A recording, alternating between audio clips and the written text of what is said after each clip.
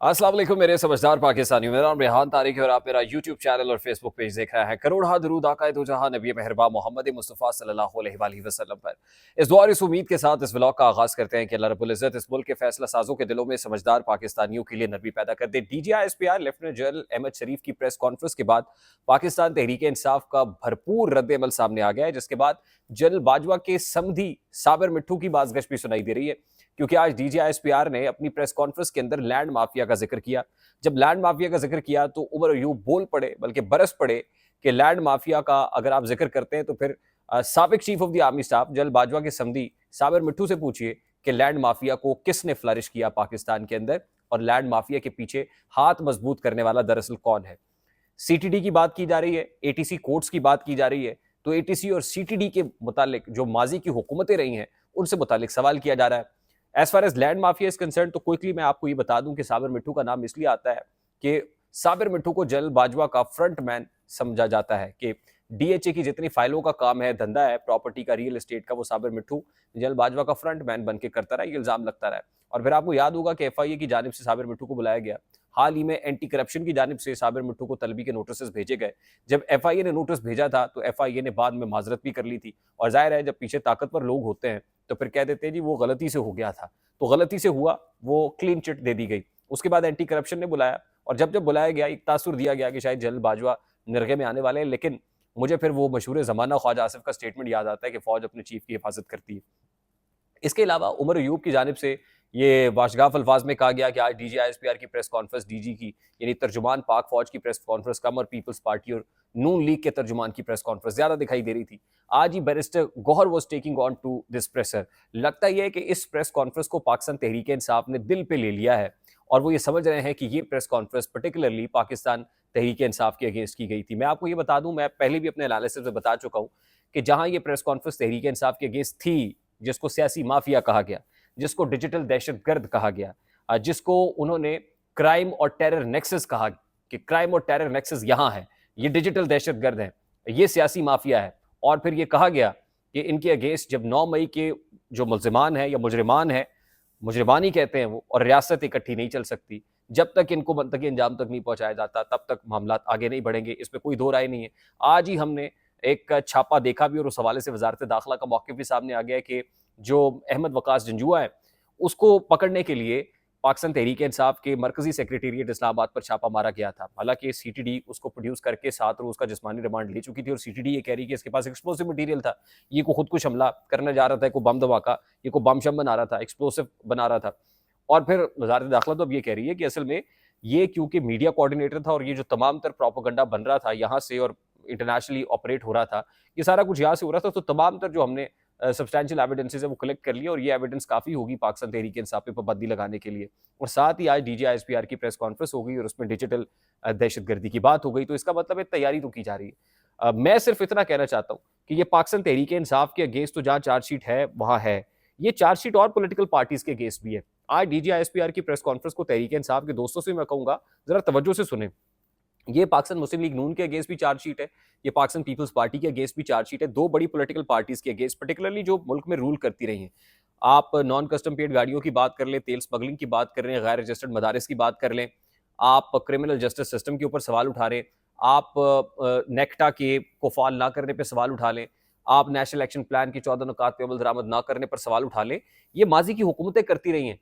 ये even IPPs के अंदर इनके माफिया बैठे हुए हैं, मैं क्या बात करूं, यानी IPPs, आज तो सलमान शहबाज की बात हो रही है कि अपने अब्बा के दौरे हुकूमत में सलमान शहबाज ने कैसे IPP पावर प्रोड्यूसर बन के पावर प्लांट लगाया और करोड़ों रुपया ईंट लिया। तो ये तमाम तर लोगों के अगेंस्ट भी पाक फौज ने कह दिया कि इनफ इज इनफ, अब ऐसे नहीं चलेगा, अब पाक फौज मैदान में आके फ्रंट फुट के ऊपर खेलेगी, यानी हमारे अगेंस्ट जो आपने करना था कर लिया, हम ही रह गए जिन्होंने कुर्बानियां देनी है, हम ही अपने जवानों की लाशें उठाएंगे, क्या हम ही लोगों को तदफीन करेंगे और उसके ऊपर जो है वो नारे तकबीर बुलंद करते, ये हमने ही कसम खाई हुई है। आप लोग अपनी डोमेन में रह के काम क्यों नहीं करते? जब तक सूबे कोऑर्डिनेटेड एफर्ट नहीं करेंगे, पॉलिटिकल फोर्सेस एफर्ट नहीं करेंगी, सियासतदान नहीं करेंगे, तब तक पाक फौज इसी तरह से उनके अगेंस्ट प्रोपेगेंडा करते रहेंगे आप, तो फिर हमारा ना सिर्फ ये कि मोरल हर्ट होता है, बल्कि रैंक एंड फाइल में डिवाइड पैदा करने की कोशिश भी की जाती है। तो message is very much loud and clear. मैं सिर्फ तहरीक इंसाफ के दोस्तों को ये बावर कराना चाहता हूं कि पाक फौज ने इन नून लीग और पीपल्स पार्टी वालों को भी एनफ इज एनफ कह दिया है, और ये मैं आपको सोर्सेज की बुनियाद के ऊपर कह रहा हूँ, ये मैं ऐसे नहीं कह रहा। और ये चार्जशीट इसलिए कि खुद आके DGISPR को कहना पड़ रहा है कि मैं आके अब जवाब दूंगा आपका। खैर, अब इस वक्त पाकिस्तान तहरीक इंसाफ के साथ जो कुछ हो रहा है, ये एक कोऑर्डिनेटेड एफर्ट भी है, और ये असल में कहीं ना कहीं कंसर्न क्वार्टर्स की तरफ से एक पैगाम भी है, और ये पॉलिटिकल स्टेक होल्डर्स को भी है कि तुम नहीं करना चाहते ना, तुम नहीं करते, लो फिर हम करके दिखाएंगे। वो काम जो पीपल्स पार्टी और PMLN नहीं कर रही, या इस्टेब्लिशमेंट को लगता है कि इनसे नहीं होगा, तुमसे ना हो पाएगा, वो हम करके दिखाएंगे।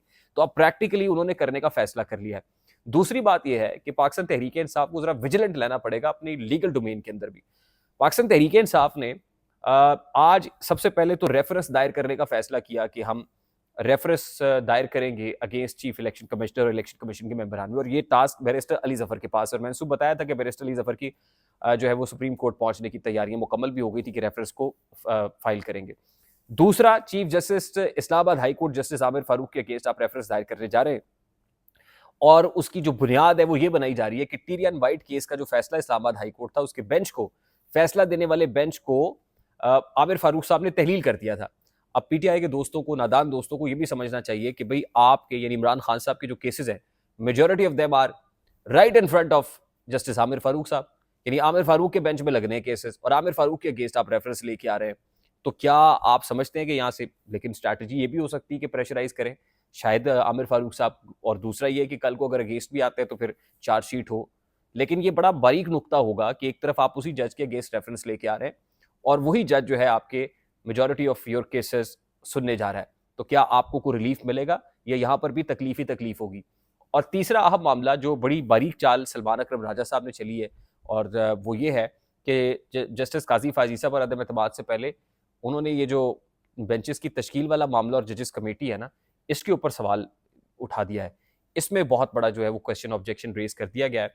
खैर, वैसे जजेस कमेटी के अंदर at this point in time जो सहूलत हासिल है, वो तो जस्टिस मुनीब अख्तर और जस्टिस मंसूर अली शाह की बात सुनी जा रही है, और जस्टिस काजी फायजी साहब बहुत ज़्यादा परेशान भी हैं इस सारे मामले को लेकर। और आने वाले दिनों में हुकूमत ये चाह रही है कि इस पर कानून साजी करके जजेस कमेटी को 3 से 5 के ऊपर लाया जाए। तो मामलात, और मैं आपको ये बता दूं कि आज जो फेडरल कैबिनेट का इजलास मौखर हुआ है, इसके पीछे भी एक बड़ी स्टोरी है कि फेडरल कैबिनेट का बड़ा इंपॉर्टेंट इजलास आज स्केड्यूल्ड था।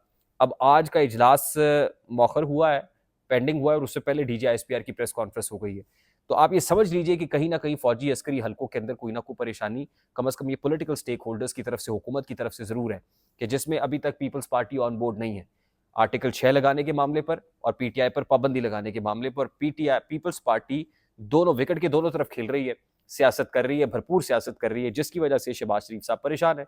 और मैंने आपको बताया था शहबाज साहब लाहौर आए थे, और लाहौर में उनकी मुलाकात नवाज शरीफ साहब के साथ और मरियम नवाज के साहिबा के साथ थी। तो इस वक्त ये 3 लोग जो सियासी मैदान सियासत के 3 लोग हैं, इंक्लूडिंग नवाज शरीफ, इंक्लूडिंग मरियम नवाज और शहबाज शरीफ साहब, ये तीनों बहुत ही परेशान हाल फिर रहे हैं। समझ नहीं आ रही कि किसके पास जाए, कहाँ दवा मिलेगी और कहाँ से चारागरी होगी। सबसे ज़्यादा प्रॉब्लम यहाँ पे है, और यही वजह है कि पाक फौज अब मैदान में है या फ्रंट फुट पे। आई होप मेरी बात आप तक पहुंची होगी। अगर पहुंच जाए तो वीडियो को लाइक और शेयर करना मत भूलिएगा। चैनल पे नए तो चैनल को सब्सक्राइब कर लीजिएगा, बेल आइकन जरूर दबाइएगा। मुझे रेहान तारिक को इजाजत दीजिए। असद कैसर साहब का शहबाज शरीफ साहब से रिलेटेड ये एक स्टेटमेंट अभी रिसेंटली मैंने देखा है, वो ये कह रहे हैं कि शहबाज साहब ये लड़ाई आपने शुरू की है, अब खत्म हम करेंगे। तो DGISPR की प्रेस कॉन्फ्रेंस का नजला शहबाज शरीफ साहब के ऊपर गिर रहा है। चैनल को सब्सक्राइब कर लीजिएगा। मुझे रेहान तारिक को इजाजत दीजिए। बहुत सारा ख्याल रखिएगा। अस्सलाम वालेकुम।